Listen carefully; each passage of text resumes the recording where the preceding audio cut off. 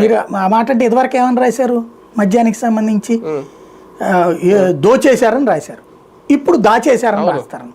ఇది అయ్యో చిన్న భారమే 10 రూపాయలు. మొన్నటి దానికి రేట్లు తగ్గిస్తానన్నావు, పెంచుతానన్నావు నువ్వు. అప్పుడు జగన్మోహన్ రెడ్డి హయాంలో మద్యం ధరలు పెంచేశారు కదా, మరి దాని మీద ఇంకో 10 రూపాయలు పెడితే ఎట్లాగా పెట్టుకుని అదే కదా. దాంతో పాటు అదే 99 రూపాయల మందు ఒకటి ఇచ్చాను అంటే అదే డిస్కౌంట్ స్కీమ్ టైప్. పోనీ ఎన్ని ఉంటాయా, అన్ని 99 ఉంటాయా? అప్పుడు ఏదో రాశారు వార్తలు, అన్ని కంపెనీలు ఎగబడిపోయి 99 మందే ఇద్దాం అనుకుంటున్నాయి అని చెప్పేసి. ఇప్పుడు రూట్ మార్చేసి మళ్ళీ ఈ టైప్లో రాస్తున్నారు. 10 రూపాయలు పెంచేసేసి మళ్ళీ అదొకటి కవర్ చేస్తారు. ఇసుక ఉంది, ఏం జరుగుతుందో అందరూ చూస్తున్నారు. ఇవన్నీ ఏంటంటే పబ్లిక్కి సంబంధించి ప్రస్తుతానికి ఏంటి ఏం అనలేరు వాళ్ళు.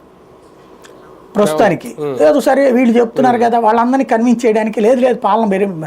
ఇప్పుడు ఏంటి, మనమే సైకలాజికల్గా ప్రిపేర్ అయిపోవాలి. అద్భుతమైన పాలన జరుగుతుందంటే 8 నెలల్లో బాబు గారు చెప్పారు కాబట్టి ప్రిపేర్ అయిపోయింది. మనం జరుగుతుంది పాలన. అదే సందర్భంలో పబ్లిక్కి రోడ్లు మెరుగుపడ్డాయి, అది ఒప్పుకోవాలి ఖచ్చితంగా. కరెంటు కష్టాలు ఇంకా పెరిగినాయి, తగ్గట్లేదు, రేట్లు పెరుగుతున్నాయి. అంటే కొన్ని చోట్ల రోడ్లు ఇంకా పూర్తి స్థాయిలో అవ్వలేదు, కొన్ని రోడ్లు ఇంకా అయిన చోట సంతోషం, అంతే.